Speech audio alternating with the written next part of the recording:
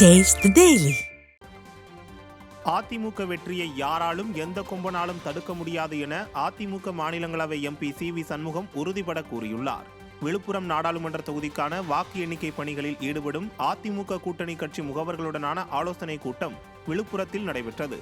கூட்டத்தில் முன்னாள் அமைச்சரும் மாநிலங்களவை உறுப்பினருமான சி.வி. சண்முகம் கலந்து கொண்டு ஆலோசனைகளை வழங்கி பேசினார். அப்போது பல கருத்து கணிப்புகளை பார்த்துள்ளோம் என்றார். அதிமுக வெற்றியை யாராலும் எந்த கொம்பனாலும் தடுக்க முடியாது என்று கூறினார். முகவர்கள் விழிப்போடு செயல்பட வேண்டும், அதிமுக வேட்பாளர் இரட்டை இலை வெற்றி பெற வேண்டும் என்ற நம்பிக்கையோடு செயல்பட வேண்டும் எனவும் அவர் அறிவுறுத்தினார். கூட்டத்தில் விழுப்புரம் தொகுதி அதிமுக வேட்பாளர் பாக்யராஜ், தேமுதிக மாவட்ட செயலாளர் வெங்கடேசன், சட்டமன்ற உறுப்பினர்கள் சக்கரபாணி, அர்ஜுனன், அதிமுக மற்றும் கூட்டணி கட்சி முகவர்கள் பலர் கலந்து கொண்டனர். கருத்து கணிப்பில்லை, எல்லா ஊடகங்களும் கருத்து கணிப்பு என்ற பெயரில் இன்னைக்கு விளைப்பு இருக்கிறது. இங்க ஆளுகின்ற அரசு திமுக அரசுக்கும் மத்தியில் ஆளுகின்ற பாரதிய ஜனதாவுக்கும் இன்றைக்கு விளைப்பு இருக்கிறது. கருத்து திணிப்பு ஆளுகின்ற அரசனுடைய எண்ணங்களை பிரதிபலிக்கிறது. அவங்க என்ன எழுதி கொடுக்கிறானோ அதை அப்படியே போடுறான். அது சரி கூட பார்க்க மாட்டான். அது என்ன இருக்குது கூட பார்க்கறது இல்லை. பயம், பார்த்தா கூட கோச்சுப்பாங்களோன்னு. இந்தியா டுடே, இந்தியாவில் ஒரு ஆங்கில செய்தி சேனல், ஒரு ரிப்பீட்டர் சேனல், ஒரு பெயர் வாங்கிய ஒரு சேனல் இந்தியா டுடே, அதுல போடுறாங்க கருத்து கணிப்பு. என்ன போடுறாங்க? காங்கிரஸ் தமிழ்நாட்டில் 14 தொகுதி ஜெயிக்கும். அவன் நிக்கிறதே 9 தான். தமிழ்நாட்டில் பாண்டியில 1, தமிழ்நாட்டில் நிக்கிறது 9 தொகுதி தான். ஆனா அவன் ஜெயிக்கிறது எத்தனை போடுறான்? காங்கிரஸ் 14 தொகுதி ஜெயிக்கணும் போடுறான். பார்த்து, இதுதான் இன்றைய பத்திரிகையும் ஊடகத்தினுடைய நிலைமை. இந்த ஆளுகின்ற அரசுக்கு இன்றைக்கு அஞ்சு நடுக்கிக் கொண்டிருக்கிறது, ஒன்னு பயந்து கொண்டிருக்கிறது, ஒன்னு விலை போயிருக்கிறது. ஆகவே தயவு செய்து இந்த கருத்து கணிப்புகளை தூக்கி எறியுங்க. என்னைக்குமே அதிமுக என்பது மக்களை நம்பி செயல்படுகிற இயக்கம், நம்முடைய இயக்கம். முடிவுகளை பற்றி ஆரம்பத்திலிருந்து கடைசி ரவுண்ட் எண்ணி முடிவுகளை பற்றி உங்களுக்கு கவலை இல்லை, அதை பற்றி விட்டுங்க.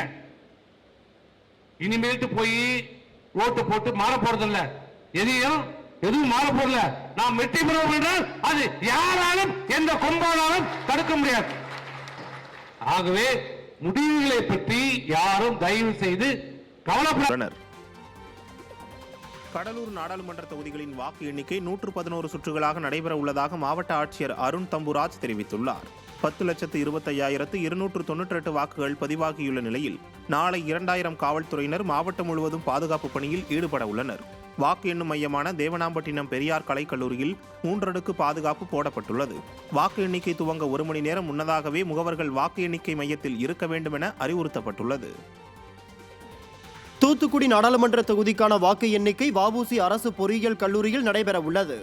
6 சட்டமன்ற தொகுதிகளில் பதிவான வாக்குகள் எண்ணப்படவுள்ள நிலையில் 1400க்கும் மேற்பட்ட போலீசார் பாதுகாப்பு பணியில் ஈடுபடுத்தப்பட உள்ளனர். வாக்கு எண்ணிக்கை மையத்தில் 14 மேஜைகள் அமைக்கப்பட்டு வாக்கு எண்ணிக்கை நடைபெற உள்ளது. திருப்பூர் நாடாளுமன்ற தொகுதி வாக்கு எண்ணும் மையத்தில் 28 சுற்றுகளாக வாக்கு எண்ணிக்கை நடைபெற உள்ளது. திருப்பூர் நாடாளுமன்ற தொகுதிக்கு போட்டியிட்ட 13 வேட்பாளர்கள் 2174 முகவர்களை நியமித்துள்ளனர். வேட்பாளர்களின் முகவர்கள் செல்போன், ஸ்மார்ட் வாட்ச் உள்ளிட்டவைகளை வாக்கு எண்ணும் மையத்திற்கு கொண்டு வரக்கூடாது என அறிவுறுத்தப்பட்டுள்ளது. 450 கண்காணிப்பு கேமராக்கள் பொருத்தப்பட்டு 1745 அலுவலர்கள் ஓட்டு எண்ணிக்கை பணிகளில் ஈடுபடுகின்றனர். பல்லடம் சாலையில் உள்ள அரசு கல்லூரியில் வாக்கு எண்ணும் மையம் முன்பு அரசியல் கட்சியினர் அதிக அளவு கூடுவார்கள் என்பதால் போக்குவரத்தில் மாற்றங்கள் செய்யப்பட்டுள்ளன. நீலகிரி நாடாளுமன்ற தொகுதி வாக்கு எண்ணிக்கை 23 சுற்றுகளாக நடைபெறும் என தெரிவிக்கப்பட்டுள்ளது. வாக்கு எண்ணும் மையமான அரசு பாலிடெக்னிக் கல்லூரியில் 3 அடுக்கு பாதுகாப்பு போடப்பட்டுள்ள நிலையில் வாக்குகள் எண்ணும் பணியில் 350 அலுவலர்கள் மற்றும் 120 நுண் பார்வையாளர்கள் ஈடுபட உள்ளதாக அறிவித்துள்ளனர். ஒரு சட்டசபை தொகுதிக்கு 14 டேபிள்கள் வீதம் 84 டேபிள்கள் அமைக்கப்பட்டுள்ளன.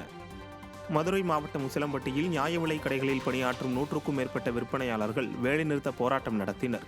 தமிழ்நாடு முழுவதும் ரேஷன் பொருட்களை சேமிப்பு கிடங்குகளிலிருந்து எடுத்து வருவதில் உள்ள குளறுபடிகளை சரி செய்ய கோரியும் பெண்களுக்கு கழிப்பறை வசதி ஏற்படுத்தி தர கோரியும் கண்டன கோஷங்களை எழுப்பி ஆர்ப்பாட்டத்தில் ஈடுபட்டனர்.